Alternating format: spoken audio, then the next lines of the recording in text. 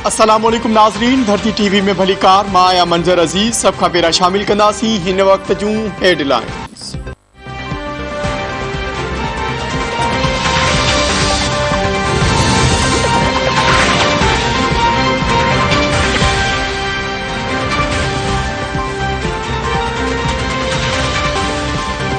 हुकूमत जो foreign funding case जो फैसलो तुर्त बुधाइण जो मुतालबो। फॉरेन फंडिंग केस जो फैसलो बुधाइण में देर समझ खां ॿाहिर आहे। केस जो फैसलो महफूज आहे। इलेक्शन कमीशन के फैसलो बुधाइण में कहिड़ी रंडक आहे। केस में 70 करोड़ डॉलरनि खां वधीक रक़म जी ख़बर पई आहे। घरू वज़ीर राणा सनावला प्रेस कॉन्फ्रेंस कंदे चयो आहे त साबित थी चुको आहे त PTI के 350 गैर मुल्की माण्हुनि ऐं कंपनियुनि फंडिंग कई। PTI उन केस मां बचण लाइ 9 दरख़्वास्तूं दाख़िल कयूं आहिनि।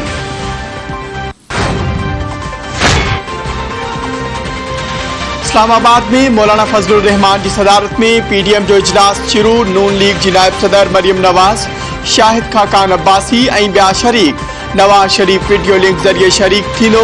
इजलास में सुप्रीम कोर्ट के फैसले खां पोइ वारी सूरत हाल ते गौर वीचार।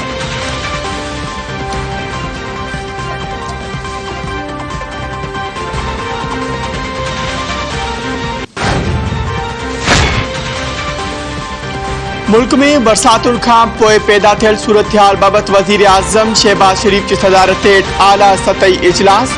वफाकी वज़ीर, सेक्रेटरीज़ ऐं ॿिया शरीक। सिंध के वॾे वज़ीर सैयद मुराद अली शाह वीडियो लिंक ज़रिए इजलास में शिरकत कई। इजलास में आगाही ॾींदे वॾे वज़ीर मुराद अली शाह चयो आहे त सिंध में बरसातुनि दौरान 47 ॿारनि समेत 93 ॼणा फोत थिया। सिंध अंदर जुलाई दौरान बरसातुनि जो सिलसिलो शुरू थियो। सूबे में चौमासी जी सीज़न में 48.3 मिलीमीटर बरसात थी। वॾे वज़ीर मूजिब सिंध अंदर जुलाई दौरान बरसातुनि जो सिलसिलो शुरू थियो। सूबे में चौमासी जे सीज़न में 48.3 मिलियन मीटर बरसात थी। बरसातु दौरान कराची वाटर बोर्ड जी सेवरेज लाइन के नुक़सान पहुतो। कराची जा अहम रोड MPM काज़वे ऐं कोरंगी क्रॉसिंग काज़वे मुतासिर थियो।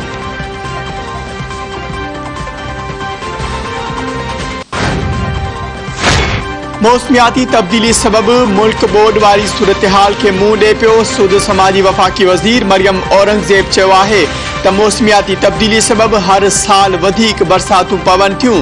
बलोचिस्तान में बोर्ड वारी सूरत हाल सबब माण्हू फौत थिया। अॼु मुल्क बोर्ड वारी सूरत हाल जे वर चढ़ियल आहे।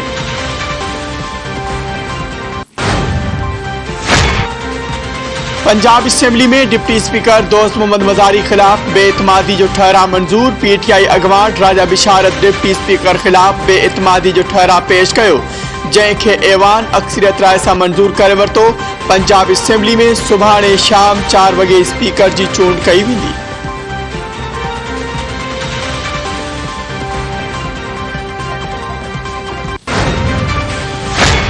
डॉलर की ऊंची उड़ाम जारी। डॉलर मुल्की तारीख़ की बुलंद तरीन सतह ते पहुची वियो। इंटरबैंक में डॉलर ₹3.98 महांगो थियण बैद 240 रुपयनि जो थी वियो। ओपन मार्केट में डॉलर 241 रुपयनि जो थी वियो।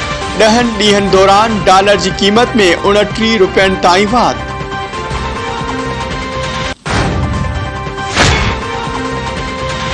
बिजली एक भेरो ॿीहर महांगी। के इलेक्ट्रिक पारां बिजली की कीमत ₹11.39 वाध। नेपरा मंजूरी ॾेई छॾी। CPPA पारां ₹9.90 फी यूनिट महांगी करण जो इम्कान। NEPRA central power purchasing agency की दरख्वास्त ते अॼु ॿुधणी कंदी। माहवार फ्यूल एडजस्टमेंट जी मद में बिजली जे अघनि में वाध की दरख्वास्त कई वई। सिंध सरकार सिंध में गैर कानूनी तौर तरसियल अफगान पनाहगीरनि खे नेकाली ॾियण जो ऐलान करे छॾियो। सूबाई वज़ीर नासिर शाह चयो आहे त ॾोहनि में मुलविस अफगान पनाहगीरनि खे कानून मूजिब सज़ा मिलंदी। ॾोहनि में मुलविस अफगानिन खे सज़ा बैदि संदन मुल्क वापसि मोकिलियो वेंदो। मीडिया सां ॻाल्हाईंदे नासिर शाह चयो आहे त PTI जी सियासत कूड़ ते ॿधल आहे। इमरान जे ख़त ते मेंबर नाअहल ऐं ॿिए पार्टी जे सरबराह जे ख़त खे न मञियो वियो। हलीम आदिल शेख ख़िलाफ़ का बि इंतकामी कार्रवाई न पई थिए। कुछ इलाइक़नि मां बरसाती पानी नेकाल नाहे थियो, उन ते हू माज़रत करे थो। सिंध हुकूमत इंतकामी सियासत ते यकीन नथी रखे। हलीम आदिल शेख सरकारी ज़मीन ते कब्ज़ो कयो आहे। इतलात सूबाई वजीर शर्जील इनाम मेमण चयो आहे त छा सरकारी ज़मीन ते फार्म हाउस ठाराइण जायज़ आहे। हलीम आदिल खे एंटी करप्शन टीम कार्रवाई कंदे गिरफ्तार कयो। शर्जील इनाम मेमण मूजिब आसिफ ज़रदारी जल्द ॾेहे वापस ईंदो। इमरान जूं निंडूं हराम थी वेंदियूं। PTI खे सिंध में उम्मीदवार ई न पिया मिलनि।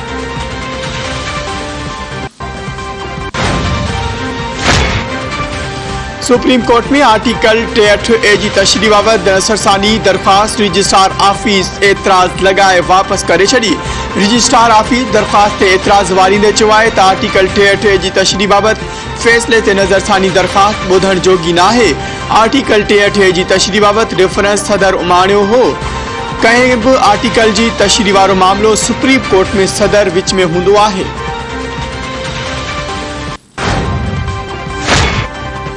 चीफ जस्टिस उमर अता बंदयाल जी सरबराही में जुडिशियल कमीशन जो अहम इजलास अॼु थी रहियो आहे। इजलास में सुप्रीम कोर्ट लाइ 5 जजनि जे नालनि ते गौर कयो पियो वञे।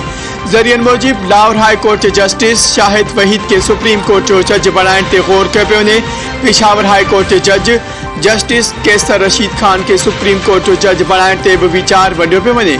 सिंध हाई कोर्ट में जस्टिस हसन अज़हर रिज़वी के जस्टिस शफी सिद्दीक जस्टिस नेमतुल्लाह के सुप्रीम कोर्ट जो जज बणाइण ते गौर कयो पियो वञे। सुप्रीम कोर्ट जी खुद मुख्तारी के आईनी तहफ़ुज़ हासिल आहे। सुप्रीम कोर्ट जा इख्तियार वधाए सघजनि था, घटाए नथा सघजनि। अॻूणे वफ़ाक़ी वज़ीर शेख रशीद चयो आहे त सुप्रीम कोर्ट के अदलिया जो क़ातिल चयो वियो। सुप्रीम कोर्ट के खीसे जी घड़ी या हथ जी लठ बणाए नथो सघिजे। पंजाब जो सियासी किचरो गटर में उछलियो वेंदो। नेब जे मनपसंद तरमीम भी ख़त्म थींदी। समुंड पार रहंदड़ माण्हुनि खे बि वोट जो हक़ मिलंदो। डॉलर 250 रुपया ऐं 7 अरब डॉलर जा ज़ख़ीरा घटिजी विया आहिनि। मुल्की मिल्कियतूं विकिणण खां अॻु संदन खुलियल खेल ख़त्म थी वेंदो।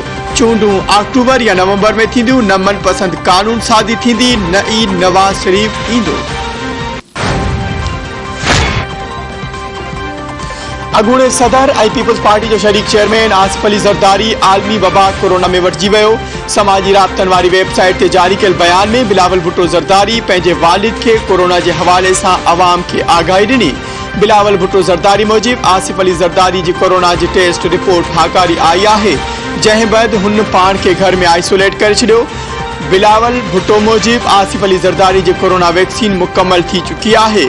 खेसि मामूली अलामतूं आहिनि ऐं संदसि इलाज जारी आहे।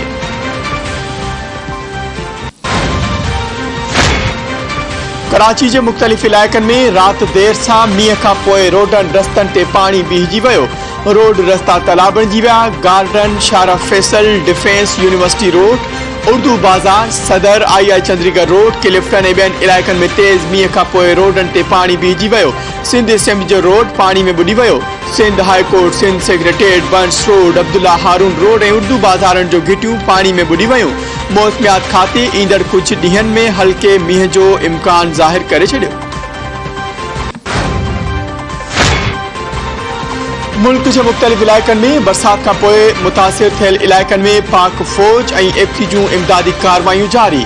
ISPR मूजिब पाक फ़ौज ऐं एफसी बरसात मुतासिर इलाइक़नि में इमदादी सरगर्मियुनि में रुधल आहे। मुतासिर इलाइक़नि में पाक फ़ौज ऐं एफसी सिविल इंतज़ामिया जी मदद करे पई। 2 हेलीकॉप्टर ख़राब मौसम सबबि मुतासिर इलाइक़नि ॾांहुं रवाना न थी सघिया हुआ। हेलीकॉप्टरनि ज़रिए फाथल माण्हुनि खे महफ़ूज़ हंधनि ॾांहुं मुंतक़िल कयो वेंदो। DG खान में पाक फ़ौज सिविल इंतज़ामिया सां सहकार करे पई। मुतासिर इलाइक़नि में तिबी इमदाद लाइ 2 मेडिकल कैंप लॻाई वियूं आहिनि। जाम शोरे ऐं घारे में भी पाक फ़ौज जूं इमदादी सरगर्मियूं जारी। कराची में पानी निकाल लाइ पाक फ़ौज मदद करे रही आहे।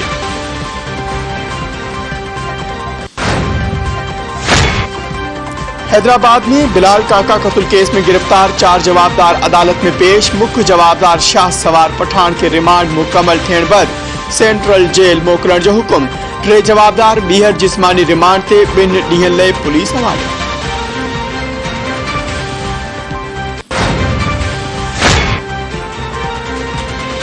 जाफराबाद वेझो ज़मीनी तकरार तां 2 भाइरनि में झेड़े दौरान भाउ खे बचाईंदे भेण मारिजी वई। हिकु औरत ज़ख़्मी। वाक़े बैदि मक़तूलनि जो मर्द ऐं ज़ख़्मी औरत इस्पताल मुंतक़िल। जवाबदार नज़ीर खोसो गिरफ़्तार।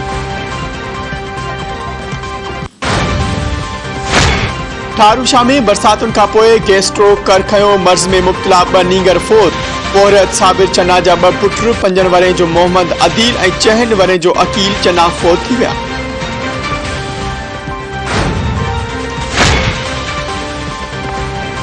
शंघाई ताउन तंज़ीम SCOG परॾेही वज़ीर जो इजलास अॼु ताशकंद में थी रहियो आहे। पाकिस्तानी वफ़द जी क़यादत परॾेही मामलनि वारो वज़ीर बिलावल भुट्टो ज़रदारी कंदो। इलाइक़ाई सूरतहाल ते ग़ौर वीचार कंदो।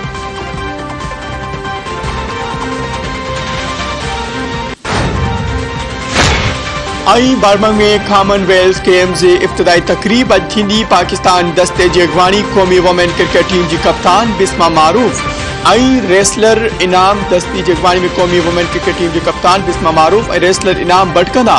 कॉमनवेल्थ गेम्स में 103 एथलीट 12 रांदियुनि में पाकिस्तान जी नुमाइंदगी कंदा। पाकिस्तानी वुमेन क्रिकेट टीम भी कॉमनवेल्थ गेम्स में शिरकत करे रही है।